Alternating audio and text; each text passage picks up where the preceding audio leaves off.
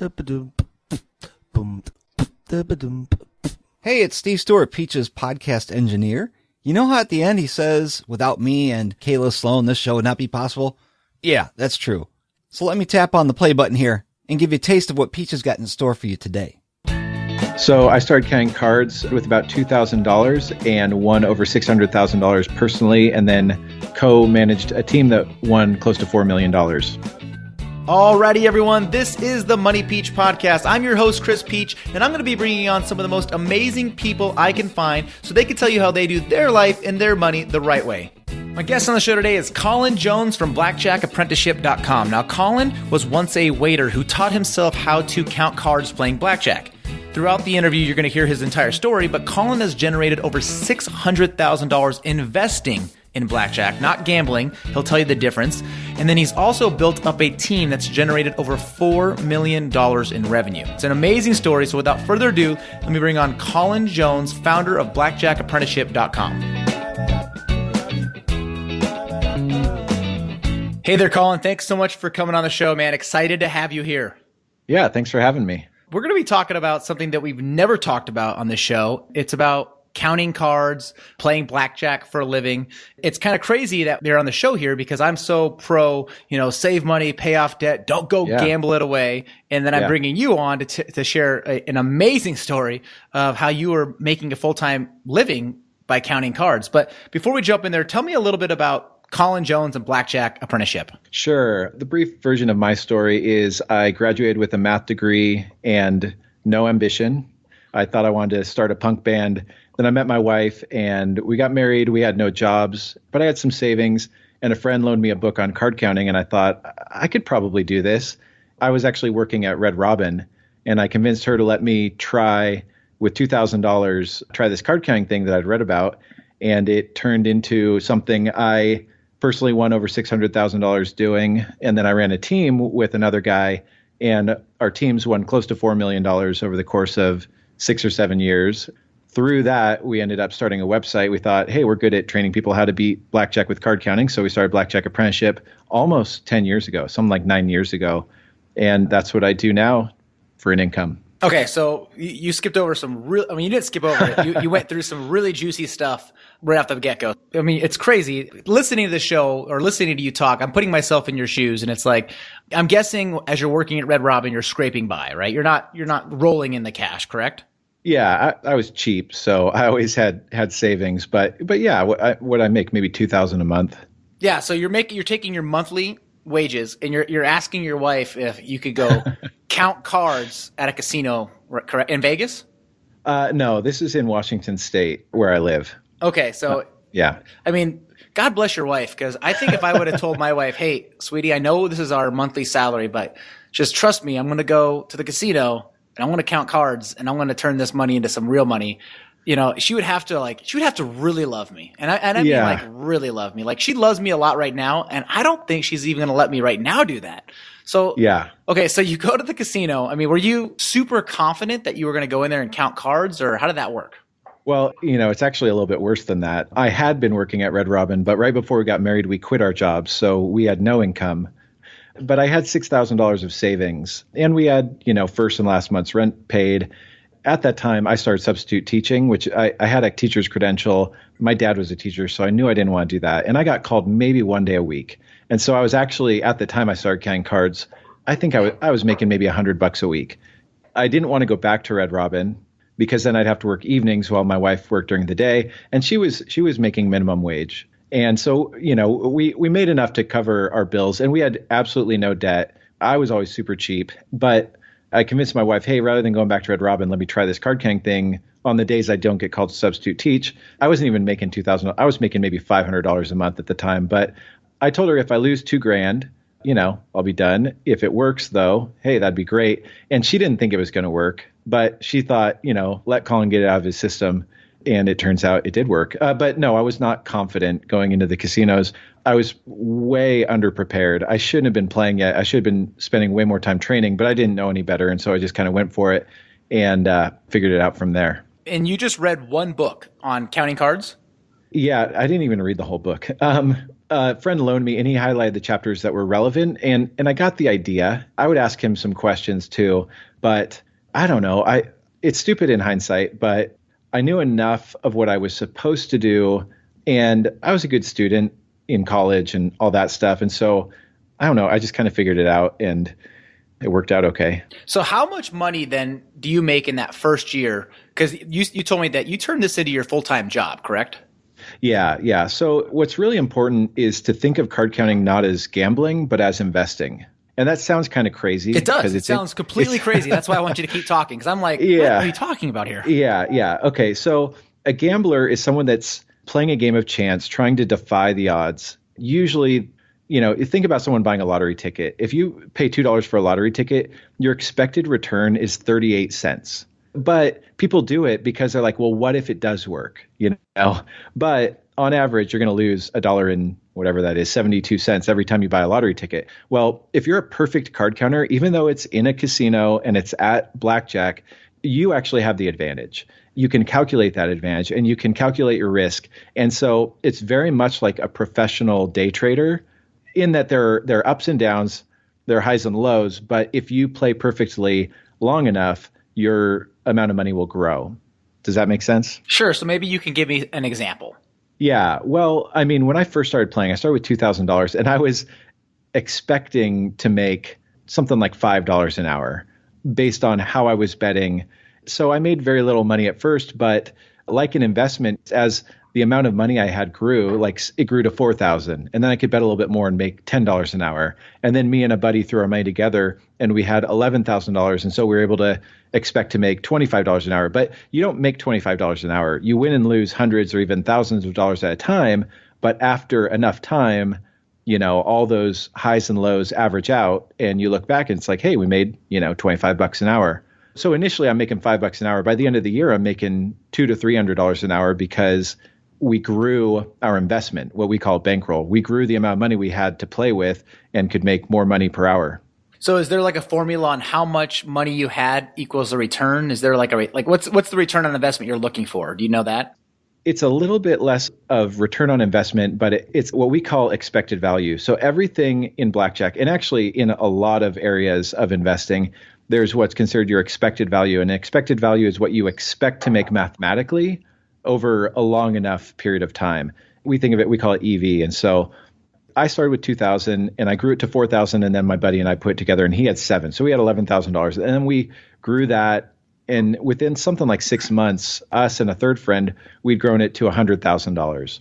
Well, when we had $100,000, we knew we can bet in this way that we're expecting to make on average about $200 for every hour we play Blackjack, which was crazy. When I got into it, I was hoping to replace my Red Robin or substitute teaching income, which was around $10 to $15 an hour. Yeah, that is crazy. So when you're handling with this much money, as you grow your winnings, you're plugging it right back in.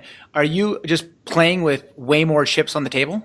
Yeah, totally. I mean, when I was first playing, if I won or lost a couple $100, I was freaking out, If I lost a couple $100, I'd be thinking, oh, I can't believe that. That is so much money. The first time I walked out of a casino with $1,000 profit, I thought everyone was watching me. And 6 months later, I'd be walking into a casino with maybe $60,000 in my pockets. And, just you get kind of immune to the amounts. When we were playing ourselves full time, we'd bet up to a couple spots of $500 or even $1,000. When we ran a team, our team would bet upwards of, $7,000 a round, which is really crazy, except it happened gradually. So we were able to kind of get used to the larger stakes. So this is going to sound very cheesy, but in about 2001, 2002, a friend of mine let me borrow this book, and he's like, man, you'll start reading this book and you won't put it down. And it was called Bringing Down the House. And it's, for those of you who don't know, it's the 7 MIT students that took Vegas for, they said, millions. And they made a movie about it, which the movie was horrible. Didn't do the book justice. The book is amazing. And they talk about flying, U.S. Airways across the country with hundreds of $1,000s in their pocket from MIT to Vegas. But they were a team, correct? They were a card counting team. Is that what you're talking about when you say team? Yep. Yeah. I was playing initially on my own, and then me and a friend put our money together. It was like an investment pool, basically. Like if you and I wanted to buy a piece of property together, and I don't have enough money myself, you don't have enough yourself, we put it together. That was kind of like our first, what we would call a blackjack team. We put our money together then we had a third guy, and then we had a fourth guy. And a few years later, we started this larger team. It was called the church team because it was mostly friends from our churches that joined it. And at one point, we had something like 30 people on it. And that team won $3.2 million over the course of like 5 years, I want to say. But yeah, it was just like a small business of card counters. Now, this might sound like a stupid question, and I don't know the answer. So when I'm thinking like team, I'm thinking of like, 4 or 5 people sitting at a table, and you see like a guy like pick up his drink and shake it, and that means am I thinking along the right terms here? Well, that's what is glamorous in the book and the movie. That's a way to count cards, but we did very, very little of that. That's really Hollywood's way of portraying it. Most of it, honestly, would be individual people going in and counting cards, and then we'd split up the money at the end of, once we'd reached a certain amount of profit.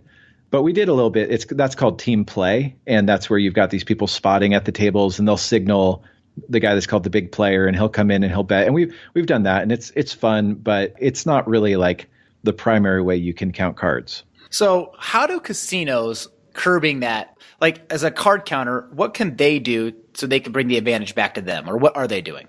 They can change the rules to make the game worse, but the problem is gamblers don't like really bad rules. So it was a PhD in mathematics that actually figured out card counting in the 60s. His name was Ed Thorpe.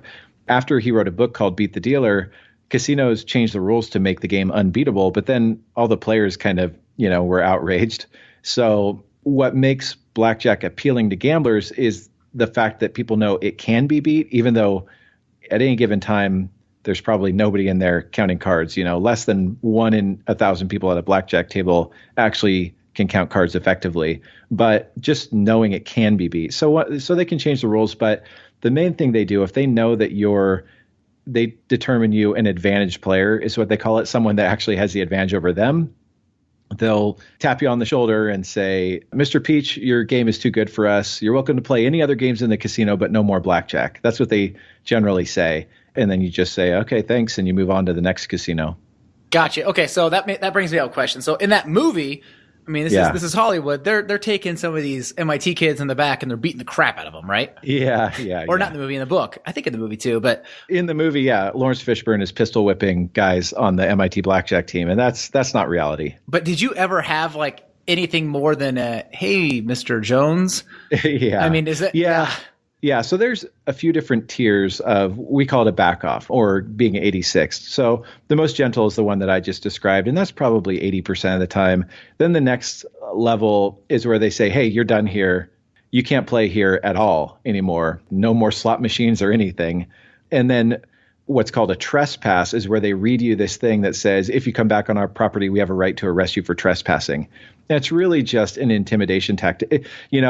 Chris, I hate casinos. Casinos are absolutely evil. Like they generally prey on the most disenfranchised. They come into a new city and they say, hey, it's going to generate revenue and jobs. But you know what it does is it actually generates revenue by telling usually the poorest people in an area, hey, come here and get rich. And then people lose money they can't afford to lose. So I do not like casinos. But then on top of that, there's this 0.1% of the population that can actually beat them, and then they intimidate them and they, throw them out or whatever. That's happened a few times where they've been pretty unkind. They've never put a hand on me. That's never happened. I've been held in a back room before where we had something like $140,000 in chips that they wouldn't cash out. And I wouldn't say I was scared, but I was like wondering if we were going to get our money or not, but nothing physical. Did you get that 140,000? We did. We had to explain they thought we had cheated them somehow. And we had to spend 15 minutes explaining how card counting works and how we knew how to bet. And they checked every single chip under a black light to make sure they weren't fake. And then they eventually cashed us out and escorted us out the door with, a group of security guards and sent us a letter in the mail saying that if we came back, we'd be arrested because we were cheaters, even though we'd explained that card counting isn't cheating. It's perfectly legal. So that's one of the crappier situations, but it's usually not that bad.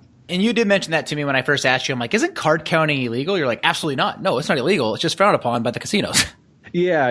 As long as we're allowed to use our brains, it's not illegal because that's all you're doing. You're paying attention and you're playing in a way that you're betting more when you have the advantage, betting less when the casino has the advantage. There's nothing illegal about using your brain, but they want to portray it that way. So obviously you can't do much free alcohol at the blackjack table if you're counting cards, correct? No, I don't recommend. Well, gosh.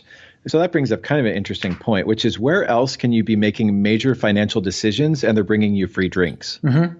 Like imagine you're getting a mortgage and they're bringing you Mai Tai after Mai Tai. Like that would be absolutely crazy. Or you're signing up for a credit card and they're like, hey, have another drink on us. That would be crazy. But at casinos, they want to keep you drinking while you're gambling, while you're making huge financial decisions. So, it's really sad and unfortunate, but I don't recommend anyone drink heavily in casinos. But if you're counting cards, you definitely want to have your A game. You don't want to be inebriated at the tables. So, Colin, after you, I guess, kind of ran through all the casinos in Washington, did you pick up and move to a different city? No, I didn't move, but we flew all around the country. We played up in Canada a bit, and our team played just everywhere in the U.S. I've played, I don't know how many casinos in the U.S., maybe a couple hundred, but we didn't do a lot of international. And I just, I got into card counting. I was already married. I wasn't wanting to move around the country. It just was kind of like a good job for that season of my life. So no, I didn't move. Wow. This is crazy. I've never met anybody that's a full-time or was a full-time and made a great living. I mean, you're saying your team made $4 million in a few years? Yeah, all the teams combined, it was a little under 4 million. And that was in like maybe 7 years, something like that. Wow, that's amazing. Anytime you make any kind of investment, right? If you invest in the stock market, there's going to be some risk involved, right? Yeah, where you're going to have a week, a month, or even, a 2008 where you're not making any money. Do you see any of those moments inside card counting? Oh, yeah, absolutely. That's why I said you'll have the advantage over time, or you'll see the math work out over time, but it doesn't happen. A lot of people think, oh, card counting's like printing money. You walk into the casino with $1,000, you walk out with $2,000, but it doesn't work like that. I've personally had losing streaks of over 100 hours, and I've seen very good card counters have losing streaks of over 200 hours, and that can be exhausting, to put 200 hours worth of time in at casinos, like high stress and sometimes getting, told to leave, and then you're still losing. But if you keep playing, the math always works out. What's the biggest loss that you've seen at just one time? Well, the first time I ever went to Las Vegas, I lost about $40,000 in maybe 2 or 3 hours and got kicked out of all MGM properties in Vegas. So that was a pretty rough day. Yeah, I would say so. They gave me, free hotel room and show tickets and reimbursed my airfare, but it was pretty miserable. But I've won overall in Vegas. But yeah, that was a rough day. And what's your best moment that you can remember? I had a trip one time in Topeka, Kansas. It was a tribal casino, and I played there for 4 days straight. They just had no idea what I was doing. And at the end of it, I'd won about 50 grand in 3-4 days, playing like 12-hour days, and still didn't get asked to leave. I had a flight home, so I left. Wow. And so I guess they just never figured it out that this guy is counting cards and just dominating us. Yeah, I guess not. Apparently not. I think I would just make a trip there every weekend until they told me to leave. If it was $50,000 weekends, right? Yeah, I have a buddy. He came through Blackjack Apprenticeship. He was a videographer that started with $5,000, and in the last 4 years, he's won about $1 million. But he ended up in this odd spot somewhere in Middle America, and they just let him keep playing. And so he stayed there for 7 weeks straight, just playing day after day for 12 hours a day for 7 weeks straight until they finally said, okay, enough's enough. And he said something like, yeah, I only won $60,000, unfortunately. And I'm like, dude, that's like a good annual salary for a person, and you just did that in 7 weeks. So card counters can always feel like the glass is half empty, but it's a pretty good gig. Wow. Okay. So I love this whole idea of counting cards. And is it possible for just like a regular guy to count cards, or do you have to have some kind of math degree like you had? I mean, you're saying you have these teams and you have people that have gone through a Blackjack Apprenticeship. What kind of skill do you have to be able to count cards? My oldest kid, he's 10 and he's in 5th grade. He has all the skills you need to become a card counter, which is addition, subtraction, multiplication, division, and being able to memorize, a chart. You don't need to be a genius. You don't need to have a math degree. Like 4th grade math is really the most advanced math involved, but it takes a lot of practice, a lot more practice than people expect. It takes a couple hundred hours. So I tell people it's way easier than becoming, a doctor or a lawyer or a computer programmer. but it's not something you're going to learn in a weekend. You're going to have to really commit yourself to spending a couple hundred hours mastering the skill. I think that's fair, right? That's a fair thing. Think about how long it takes to become a doctor, or how long it takes to become, even just get a bachelor's degree. So we're talking about a couple hundred hours. Totally. It just can feel like a lot of work flipping cards over or practicing on a computer hour after hour. But yeah, compared to other things, it's a pretty quick skill to learn. It just takes perfection, and people usually aren't used to having to do something 100% perfectly. Wow. Hey guys, Chris Peach here. Hey, did you know Andrew and I were once living paycheck to paycheck and we had racked up $52,000 in consumer debt in only 4 years of marriage?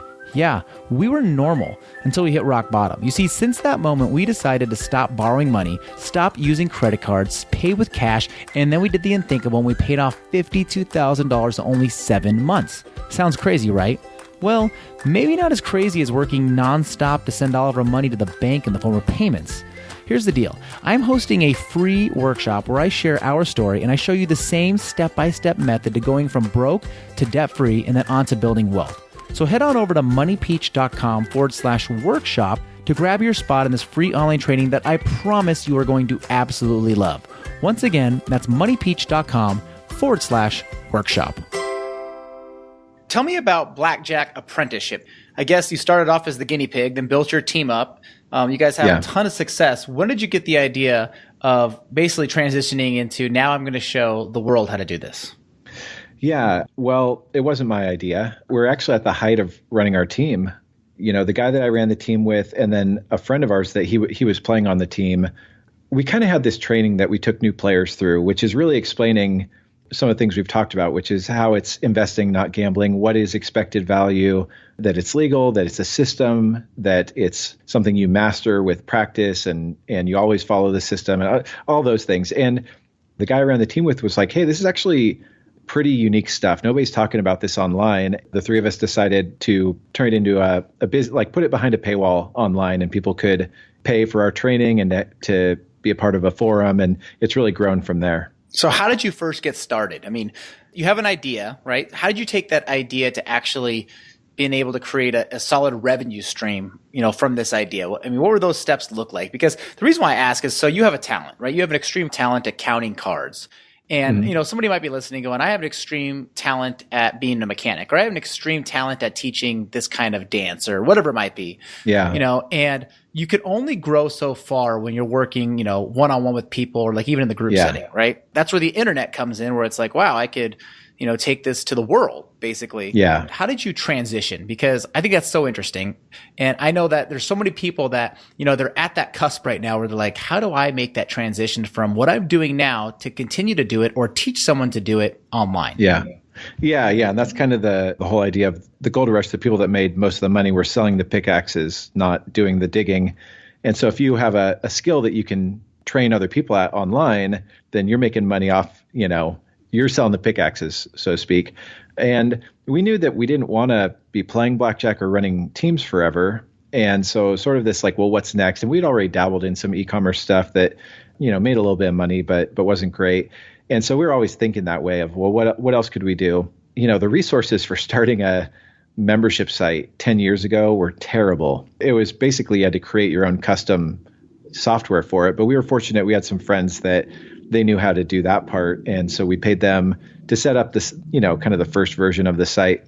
But Blackjack Apprenticeship kind of existed for a couple of years as this side project, while we were running the team. But when I reached the point where I thought, I don't want to run this team, a few years from now, I don't want to be running this team anymore.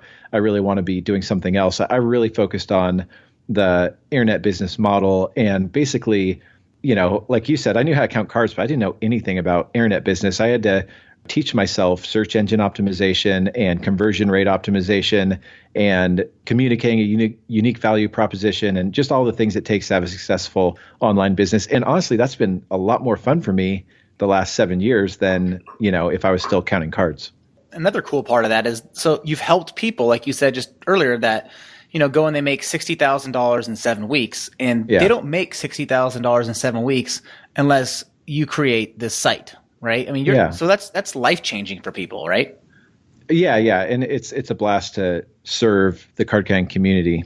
So how are you generating income then from your site? Is it just through the memberships or are there other ways? There's two primary ways. One is the memberships. That's where most people start. It's like a video course and a forum and training drills and kind of a thing that I call Yelp for card counters. It's like a database of every casino in the country, and we're building it out to be in the whole world. So people start with that and they start training and learning online. But we also do live trainings. 3 or 4 times a year, we call it a Blackjack Boot Camp, and it's like a 2-day event in Vegas, and it's a lot more expensive. It's $3,000 for the weekend, but that's where you can get, hands-on training, and we always have half a dozen or more professional card counters there just hanging out, and so it's like a networking opportunity and all that stuff.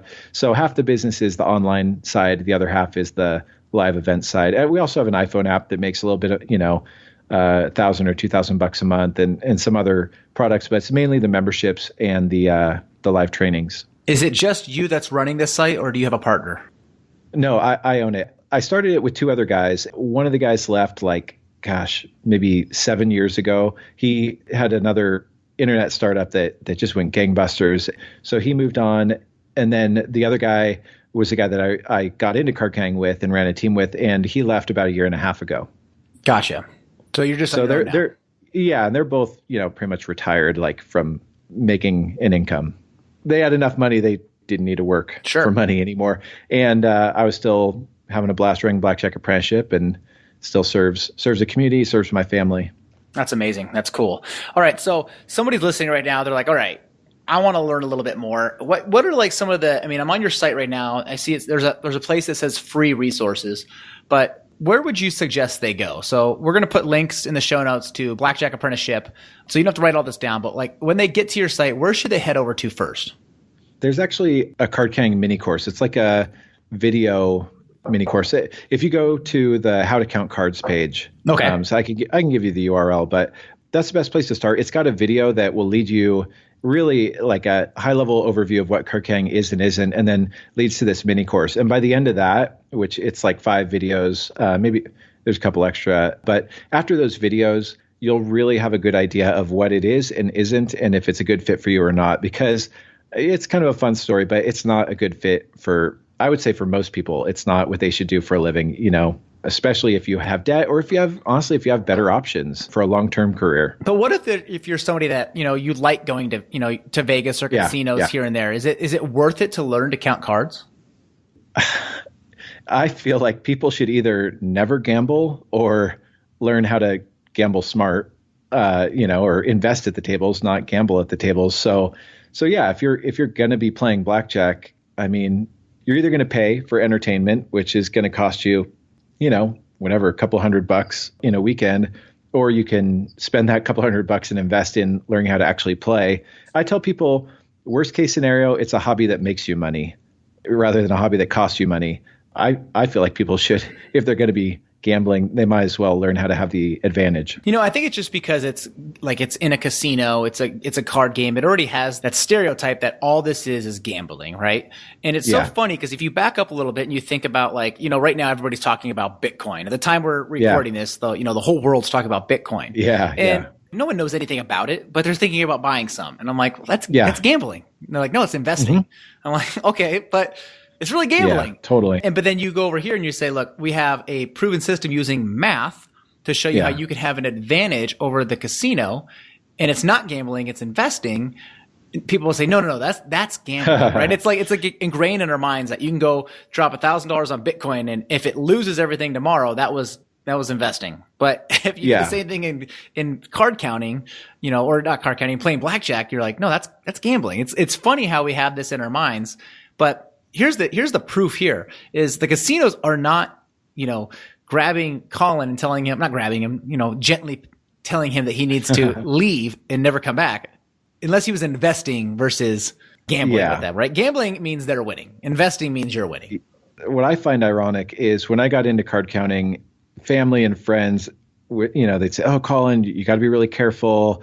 This is really dangerous stuff. And I appreciate that. I think they were caring for me when they said that stuff. But then fast forward a couple years later. So this is like 2005, 2006. Me and the guy that I ran the team with, we're buying up a couple $1 million worth of real estate. And nobody warned us like, hey, Colin, be careful, you might be gambling. And in hindsight, we gambled at real estate because we didn't know what we were doing. We just took out these massive mortgages and bought as much real estate as we could, get in our names. And I think between the two of us, we lost like $400,000.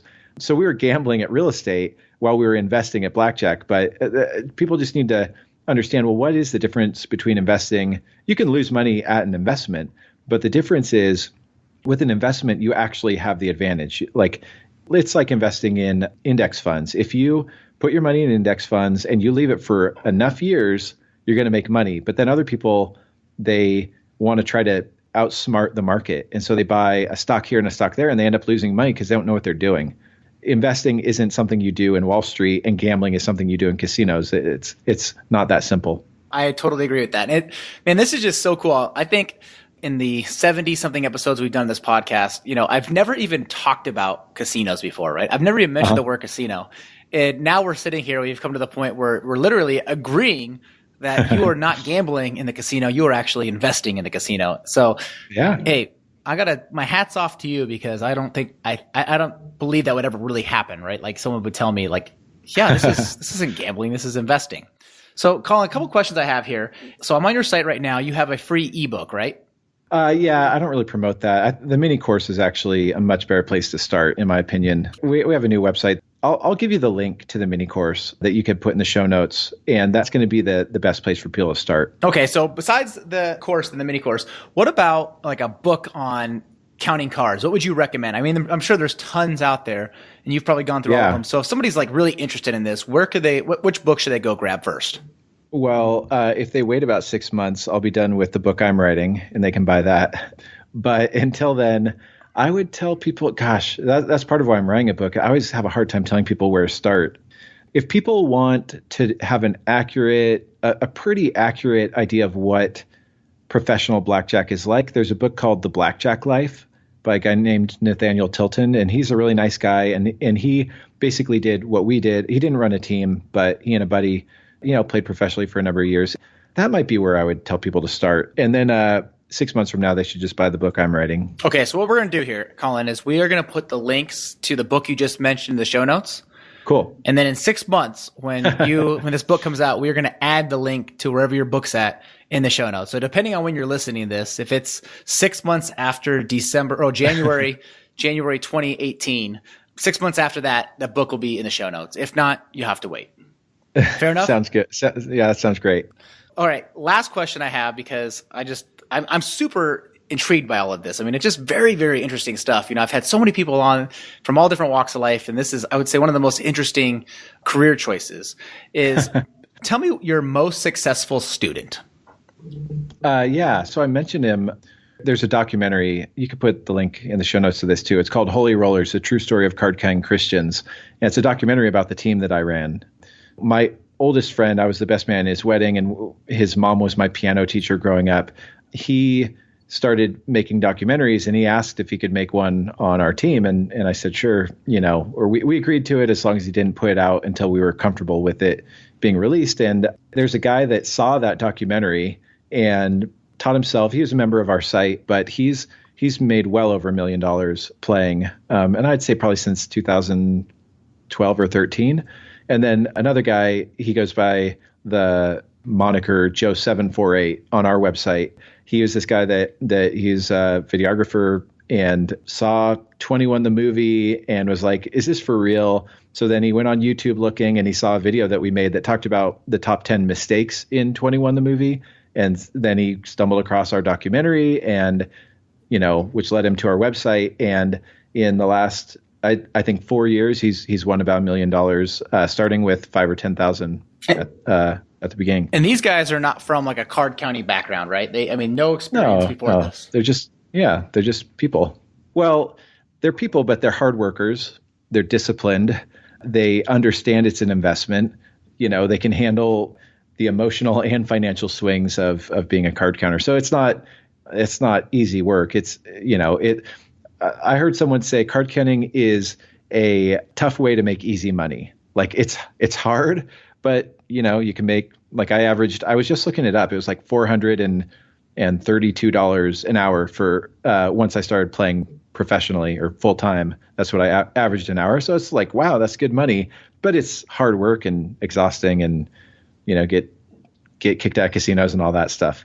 So to kind of put that in perspective, and we're wrapping up here, so this is the very end of the show, but to kind of put that in perspective for those listening, is I'm always looking online at different things. And the other day we were researching for a poster writing is, different hourly wages, right? So I think right now the average hourly wage as of, I think today I read it too, is $25.44, up a nickel from last year. Okay. That's the United States average wage.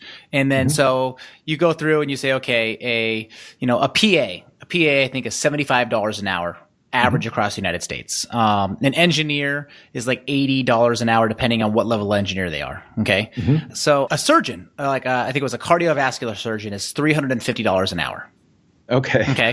And you're like, okay, that jumps up. That makes sense. If somebody's going to be taking my heart out of my chest and, and then putting it back in, I'm okay with him making $350 an hour. And then your hourly wage is what? So 432, something like that. 430 something. It's amazing, man. So right there, that's absolutely amazing. So when you hear that, you're like, you want to tell the doctors out there, keep going to school and keep, learning how to, massage my heart if I'm ever, in a cardiac arrest event, but I'm going to go over here and count cards. So yeah, there's actually a guy that he paid for his part of his medical school by being a card counter. But I'll say this, card counting, you're not going to change the world through card counting. You might by being a cardiovascular surgeon, or you might by being a teacher or a PA or a firefighter or whatever. So there's a lot more to life than making a buck. And that's part of why I don't spend my time in casinos anymore. My family's way more important to me than $432 an hour. You know what? I love that you said that, man. Thank you so much for coming on the show. This was fun. We'll look forward to having people head on over to your site. And then when your book comes out, we'll make sure we add that to the link. So Colin, thanks again for coming on the show, man. Appreciate you. Yeah, my pleasure. And just like that, we wrap up another amazing episode of the Money Peach podcast. All the show notes, the links, anything that Colin and I talked about can be found over at moneypeach.com/session76. That's moneypeach.com/session76. Special thanks goes out to my producers, Steve Stewart, and my assistant, Kayla Sloan. Without them, this show would not be possible. Stay tuned next week where I bring on Nick Loper from Side Hustle Nation. He's going to talk about making money, but how to go from working for a job to working for profits. As an employee, you're basically punching the clock and you're working, based on how much time you put in. When you're the owner, you're working for profits. Thanks so much for listening, and boom shakalaka. Boom.